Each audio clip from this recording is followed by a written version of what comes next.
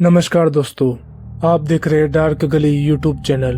आज की कहानी में आगे बढ़ने से पहले ही खौफनाक और डरावनी कहानियां सुनने के लिए चैनल को अभी सब्सक्राइब करें। दोस्तों, आप भी अपनी कहानी हमें इंस्टाग्राम के माध्यम से भेज सकते हैं और इसके साथ ही हमारे यूट्यूब चैनल को भी सब्सक्राइब करें ताकि हम आपकी कहानी पूरी दुनिया के सामने ला सके।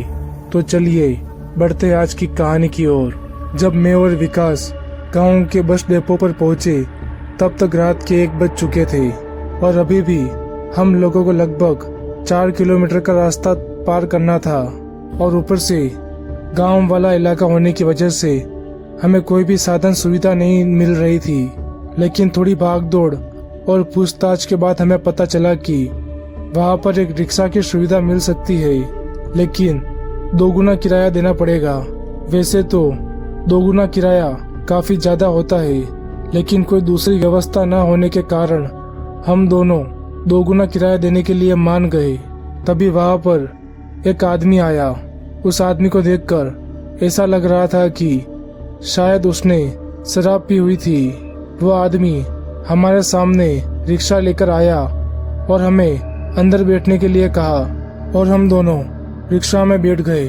हम दोनों अभी रिक्शा में बैठे ही थे कि तभी विकास ने ड्राइवर वाली सीट की तरफ इशारा करते हुए मुझसे कहा कि लगता है भाई अभी तक इसकी पार्टी पूरी नहीं हुई है, क्योंकि रिक्शे की सीट के बाजू में कुछ शराब की बोतल और एक जिंदा मुर्गा रखा हुआ था। मैंने विकास से इशारे में कहा कि चुपचाप करके बैठा रहे, हमें बेमतलब का किसी मुसीबत में नहीं पड़ना है। विकास मेरा इशारा अच्छी तरह से समझ गया और वो चुपचाप बैठ गया।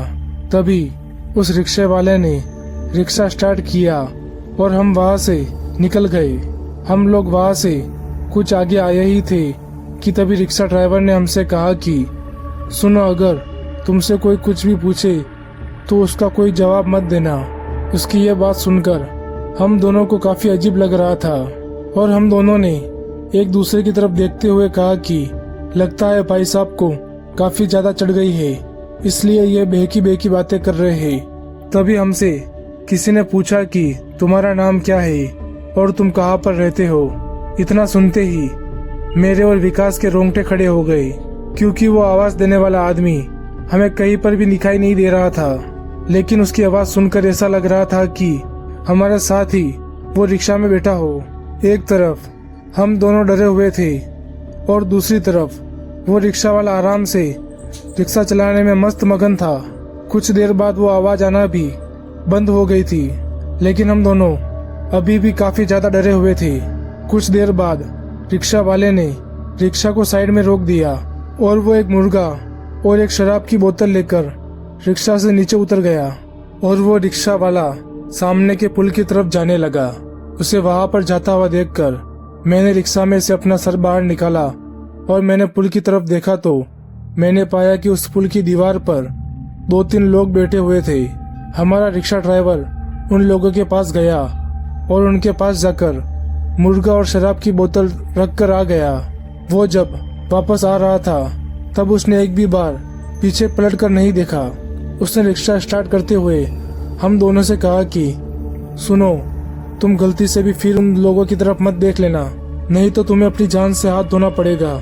इतना बोलते ही उस रिक्शा ड्राइवर ने रिक्शा को पूरी स्पीड से उस पुल से निकाल दिया। अभी हम लोग उस पुलिया से कुछ दूर आए ही थे कि तभी मैंने गौर किया कि विकास काफी देर से कुछ भी नहीं बोल रहा था। जब मैंने उसे देखा तो उसकी सांसें भी नहीं चल रही थी। मैंने रिक्शे वाले से कहा कि अरे भैया देखो, मेरे दोस्त की सांसें नहीं चल रही है। मेरे इतना कहते ही रिक्शे वाले ने रिक्शे को साइड पर रोक दिया और उसने विकास को देखते हुए कहा कि मैंने तुम लोगों से पहले ही कहा था कि गलती से भी उन लोगों का चेहरा मत देख लेना। अब तुम लोग फंस गए हो। एक तरफ वो रिक्शा वाला मुझ पर गुस्सा किए जा रहा था और दूसरी तरफ मेरी आंखों से लगातार आंसू निकल रहे थे।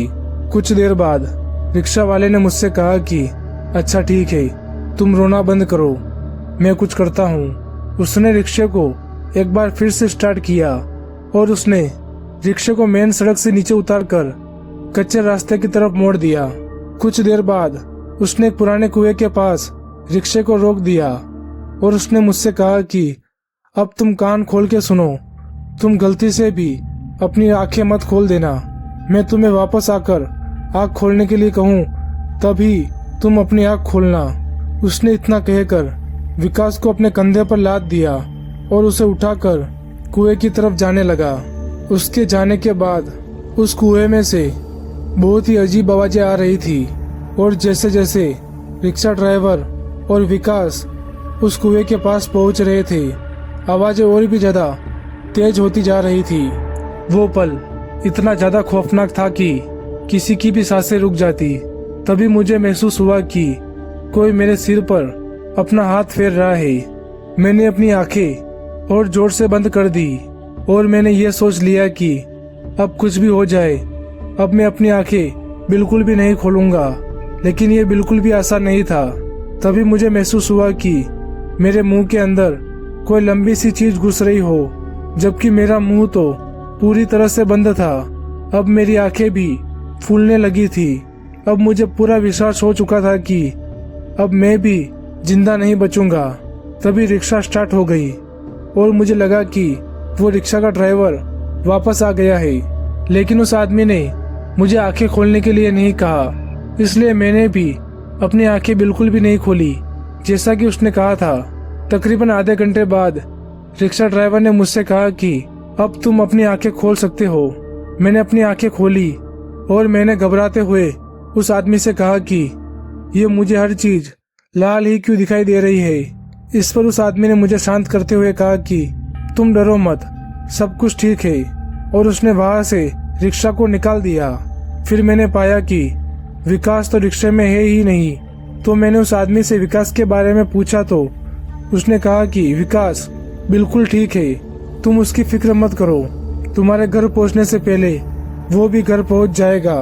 यह बोलकर वो मुझे घर पर छोड़कर वहां से चला गया और उसने मुझसे कोई किराया भी नहीं लिया। और फिर जब मैंने घर का दरवाजा खटखटाया तो मैं ये देखकर हैरान हो गया था कि घर का दरवाजा खुद विकास ने खोला था।